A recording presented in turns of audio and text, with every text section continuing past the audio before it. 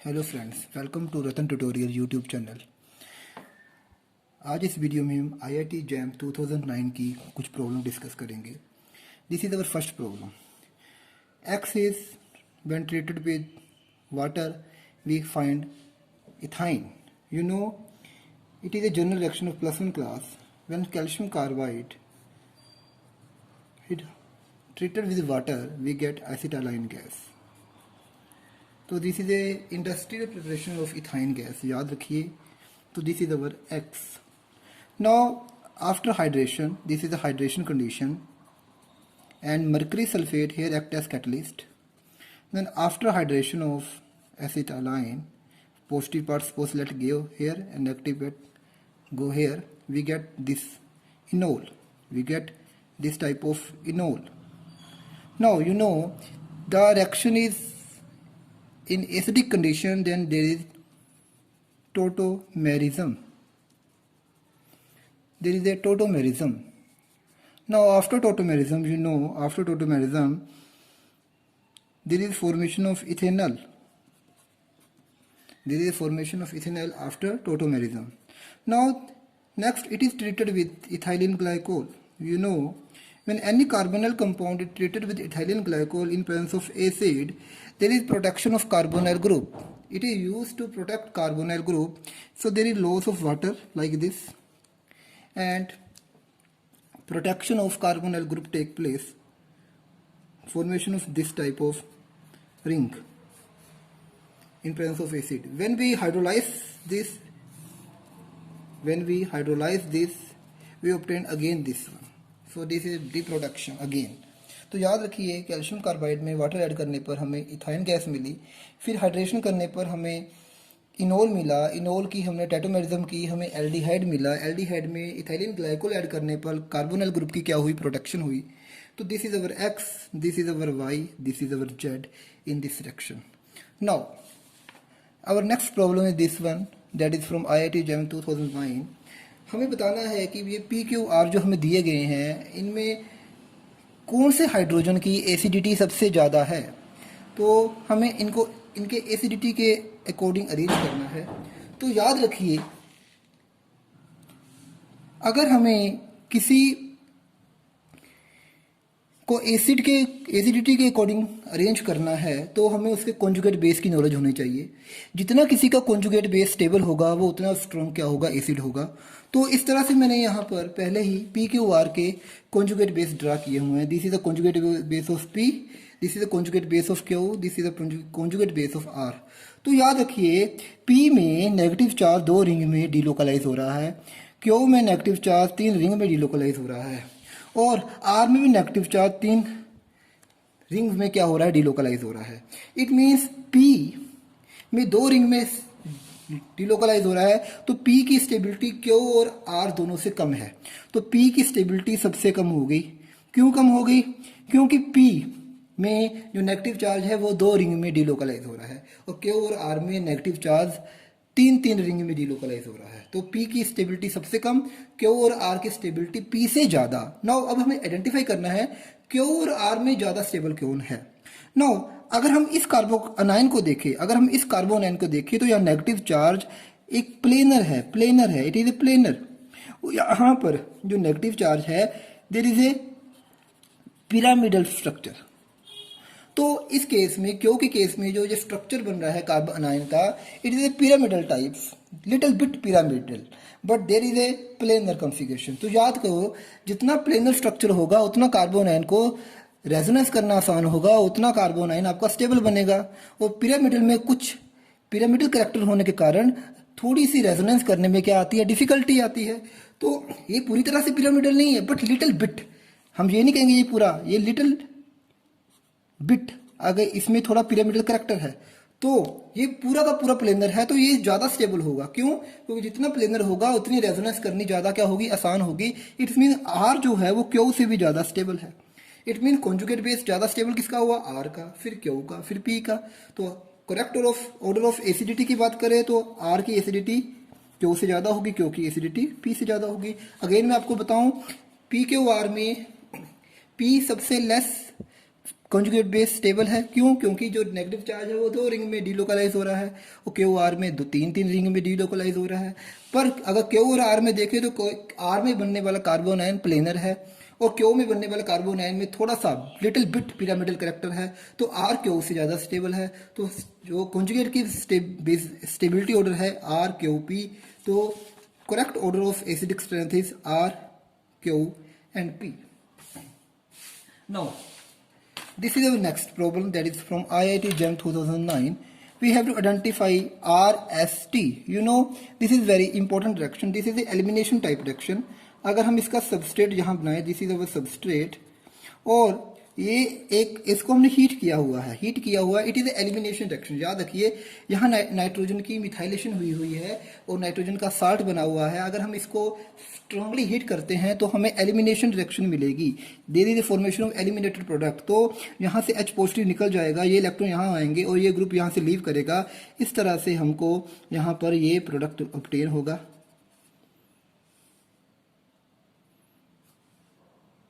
तो इस तरह से 1 2 3 4 5 1 2 3 4 5, तो इस तरह से हमें यहाँ डबल बॉन्ड ऑब्टेन होगा।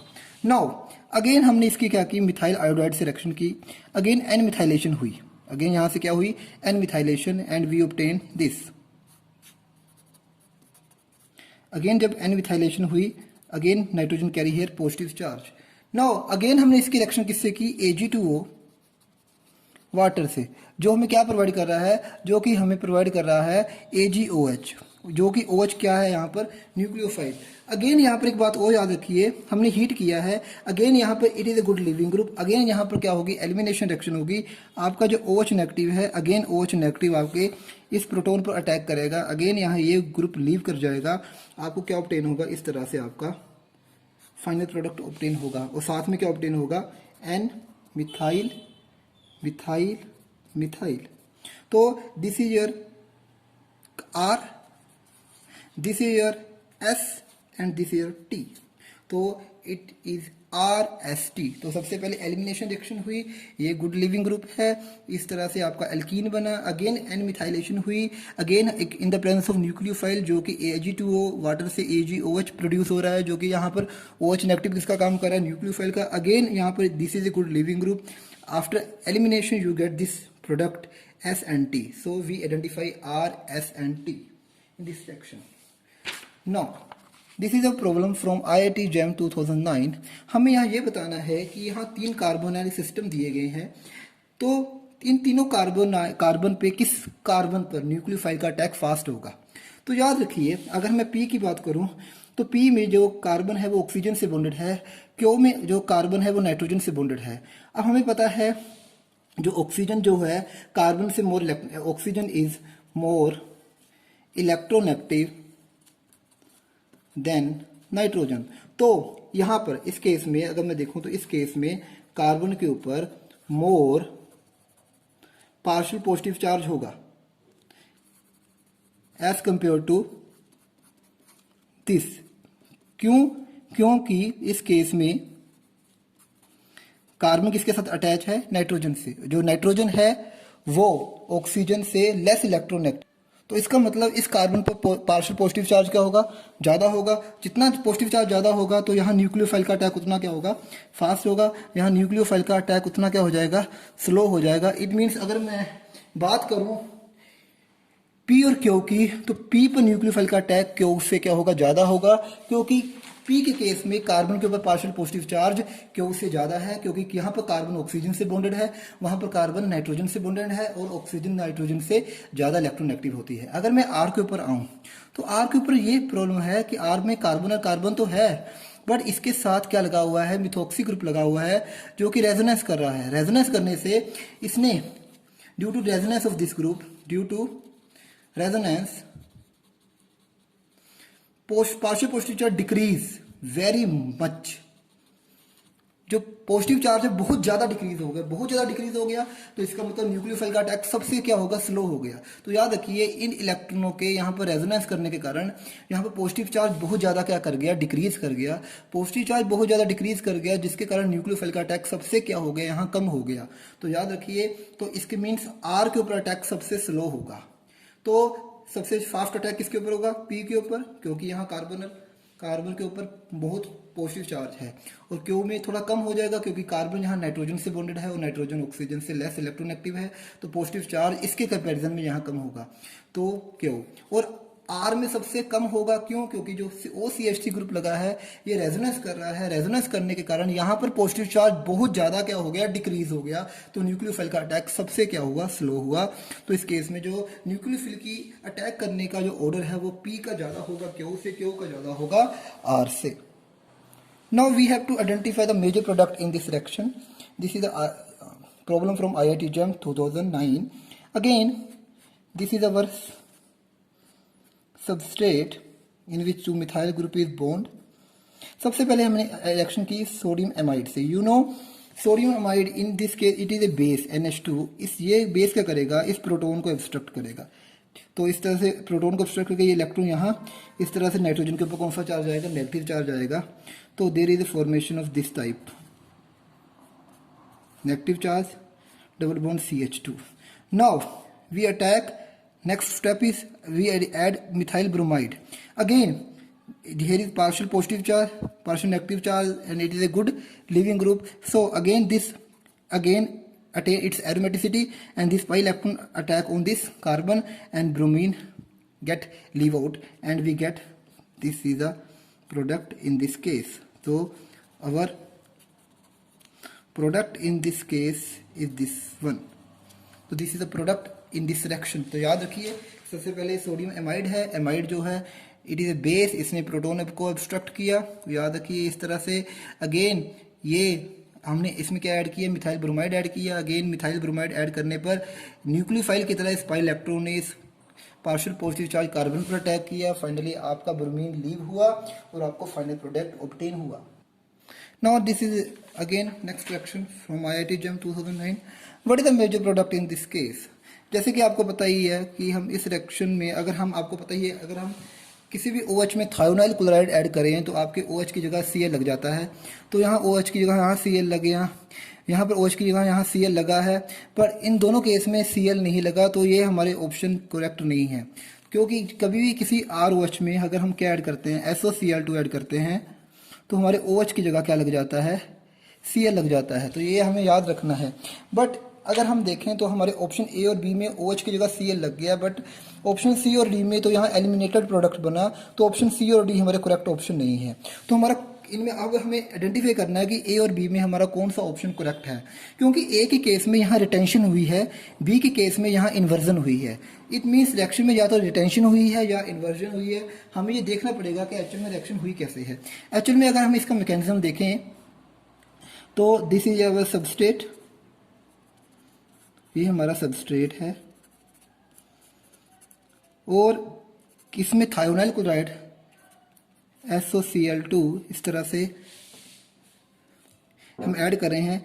हमें पता सल्फर के पास वैकेंट डी ऑर्बिटल होता है, तो लोन पेयर ने यहाँ अटैक किया और again Cl is a good leaving group, यहाँ से Cl लीव कर गया। आपका इस तरह से यहाँ पर इंटरमीडिएट बना,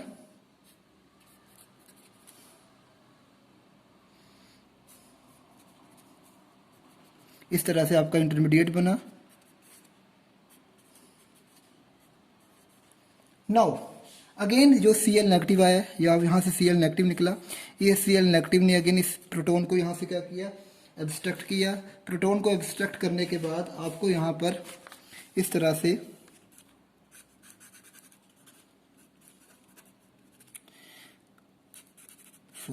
O S double bond O Cl obtain हुआ। नाउ अब आप यहाँ पर ध्यान से देखिएगा, ये न्यूक्लियोफाइल, ये अगेन आपका जो न्यूक्लियोफाइल है ये इंटरनली अटैक कर रहा है, इंटरनली यहाँ से अटैक कर रहा है और उसी साइड से अटैक कर रहा है जिस साइड से आपका O जिस साइड से ये ग्रुप आपका OH लगा हुआ था उसी साइड से वो Cl यहाँ से अटैक कर रहा है और ये बॉन्ड अगेन यहाँ से क्या हुआ, ब्रेक हुआ और आपको क्या मिला, C। अगेन Cl उसी साइड लग गया जिस साइड क्या था, OH था। एक्चुअल में ये जो रिएक्शन है ना तो SN1 है ना SN2 है, this is A SNI, internal nucleophilic substitution. याद रखिए जब भी इंटरनल न्यूक्लियोफिलिक सब्स्टिट्यूशन होती है तो रिटेंशन इन कन्फिगरेशन होती है, क्योंकि यहाँ पर न्यूक्लियोफाइल इंटरनली अटैक करता है। जो न्यूक्लियोफाइल इंटरनली अटैक करेगा उस केस में आपकी जो कन्फिगरेशन होगी वो रिटेन रहेगी। तो इस केस में जो आपका ए होगा वो मेजर प्रोडक्ट होगा, बी नहीं बनेगा, क्योंकि बी के इसमें क्या हो चुकी है, इन्वर्जन हो चुकी है, जो कि इस केस में नहीं होनी, क्योंकि ये रिएक्शन SNI है। SNI रिएक्शन होने के कारण यहाँ पर जो कन्फिगरेशन है वो क्या रहेगी, रिटेन रहेगी। तो याद रखिए सबसे पहले OH ने SOCl2 पर अटैक किया, अगेन इस तरह का आपको इंटरमीडिएट मिला। अब ये Cl नेगेटिव जो आपका न्यूक्लियोफाइल है वो बाहर से नहीं अटैक कर रहा, इंटरनली अटैक कर रहा है और उसी साइड से अटैक कर रहा है जिस साइड से क्या लगा था, आपका OH लगा था। तो उसी साइड अटैक करने के कारण आपका Cl उसी साइड लग गया जिस साइड OH था और आपकी कन्फिगरेशन क्या रही, रिटेन रही। When benzene is treated with this one in presence of aluminum chloride, what is the major product? Now we know benzene undergo electrophilic substitution reaction. तो सबसे पहले हमें इलेक्ट्रोफाइल की जनरेशन करनी है। अब जैसे कि ये आपका रिएक्टेंट है और आपको एल्यूमिनियम क्लोराइड दिया गया है, और जो आपका एल्यूमिनियम क्लोराइड है ये लेविस एसिड है। ऑक्सीजन ने अपने लोन पेयर इस एल्यूमिनियम क्लोराइड पर अटैक करवाया, तो इस तरह से यहाँ पर कॉम्प्लेक्स जनरेट हुआ, O positive AlCl3 negative. Now you know oxygen is more electronegative than carbon. This pi electron transfer toward oxygen, there is formation of this electrophilic center. This is the electrophilic center that is generated in this case. This is resonance stabilized by this one. So there is also another electrophilic center, this one. तो यहाँ पर दो तरह के electrophilic centre create हो गए। एक तो इलेक्ट्रोफिलिक सेंटर ये बना जिसको मैंने नाम दे दिया 1, एक तो इलेक्ट्रोफिलिक सेंटर ये बना जिसको मैंने नाम दे दिया 2। तो दो इलेक्ट्रोफिलिक सेंटर हैं। ये 1 इज मोर स्टेबल, जो A1 है it is more stable then 2। इसका रीज़न ये है कि यहाँ पर जो आपका जो कार्बोकटाइन है, जो आपका इलेक्ट्रोफाइल जनरेट हुआ है, वो दो रेजोनेंस से स्टेबलाइज हो रहा है। एक तो यहाँ से स्टेबल हो रहा है और एक यहाँ से स्टेबल हो रहा है, बट इन दिस केस ये ओनली 1 रेजोनेंस से स्टेबल हो रहा है। तो इसका मतलब जो आपका एक है, जो 1 बना है, वो ज़्यादा स्टेबल है 2 से। सो आपके इलेक्ट्रोफाइल जो है ये ज़्यादा मेजर बनेगा as compare to 2। Now benzene ring act as a nucleophile. तो आपका ये इलेक्ट्रोफाइल जो बना है, याद रखिएगा आपको दो ऑप्शन में 2 इलेक्ट्रोफाइल का जरूर दिया होगा। एक तो ऑप्शन इसका दिया होगा, एक ऑप्शन इसका दिया होगा, बट मेजर में आपने दिमाग में रखना है कि कौन सा इलेक्ट्रोफाइल ज़्यादा अमाउंट में बनेगा। जो ज़्यादा स्टेबल होगा वो ज़्यादा बनेगा, तो इस बात का जरूर ध्यान रखिएगा। OM में now benzene ring attack on this electrophile. When benzene ring attack on this electrophile, there is formation of this one. You know, after electrophilic substitution, there is a formation of this one.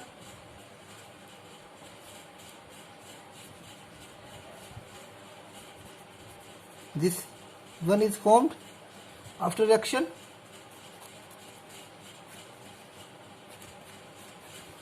And then after hydrolysis condition, your product is this one.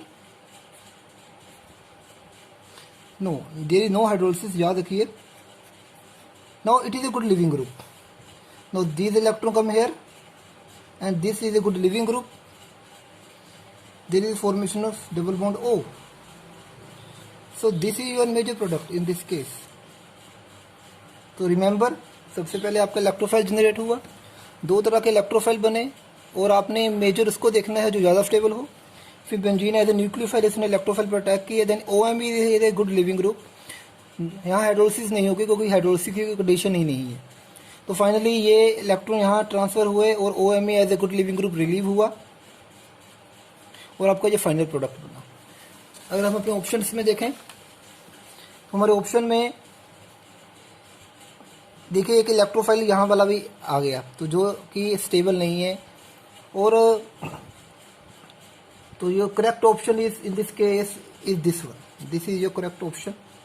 तो याद रखिए C is your correct option and this is a full mechanism of this reaction जो कि मैंने आपको detail में भी अभी बताया।